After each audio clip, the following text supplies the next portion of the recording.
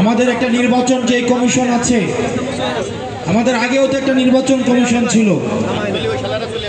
হুদা নির্বাচন কমিশন, রকিব নির্বাচন কমিশন। আমাদের নির্বাচন কমিশনরা দিনের ভোট তারা রাতে করে দিয়েছে। তারা পুলিশকে সাক্ষী রেখে, সেনাবাহিনীকে সাক্ষী রেখে রাতের বেলায় ভোট কেটে নিয়েছে। কবর থেকে এমন শুনেছি মরা মানুষ এসেও ভোট দিয়ে গিয়েছে। আমরা এমনও শুনেছি দাদা দাদি 20 বছর আগে মারা গিয়েছে, উনিও নাকি ভোটের লাইনে এসে ভোট দিয়ে গিয়েছে। এগুলা ছিল হুদা কমিশনের কাজ। এই হুদা কমিশনের নুরুল হুদা, এই নুরুল হুদার পরিণতি কিন্তু আজকে জাতি দেখছে।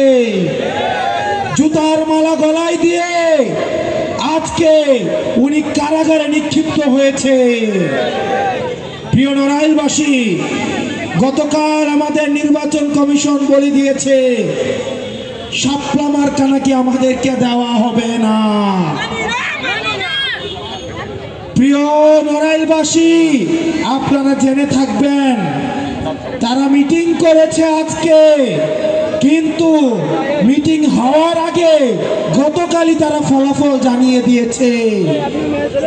অর্থাৎ ভোটের আগের ফলাফলের মতো আমাদের নির্বাচন কমিশন এখন মিটিং এর আগেই তারা ফলাফল জানিয়ে দেয়। আমরা ধিক্কার জানাই এই নির্বাচন কমিশনের দ্বিচারিতাকে। তারা মিটিং করেছে আজকে, তারা কিভাবে গতকালই তারা ফলাফল তারা জানিয়ে দেয় যে তারা শাপলা মার্কাকে তারা দিবে না। আপনাদের রিমোট কন্ট্রোলটা কোথায় সেটা কিন্তু আমাদের জানা আছে। প্রিয় নড়াইলবাসী, আপনারা আমাদের সাথে থাকবেন। আমরা প্রতিজ্ঞা করছি, অতীতের যে রাজনীতিক যে ধারণা ছিল, যেই খেলা ছিল, সেই খেলার নিয়ম তো পাল্টাবই, খেলাকেও পাল্টে দিব। এই রাজনীতিবিদদের জন্য আমরা কঠিন করে অবশ্যই ছাড়বো, অবশ্যই ছাড়বো, অবশ্যই ছাড়বো। আমরা রাজনীতিবিদদেরকে জনগণের কাছে জবাবদিহি করতে আমরা বাধ্য করব। রাষ্ট্রের প্রতিষ্ঠানগুলোকে আমরা জবাবদিহি করতে বাধ্য করব।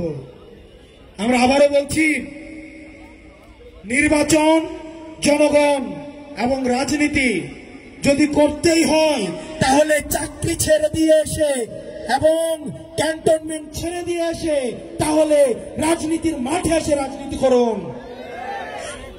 গলফ খেলিয়ে, হসপিটালে ভর্তি করিয়ে যারা রাজনীতিতে যারা ইন্টারফেয়ার করার চেষ্টা করছেন, আপনারা ফাউল করছেন। খুব শীঘ্রই আপনারা রেড কার্ড দেখবেন।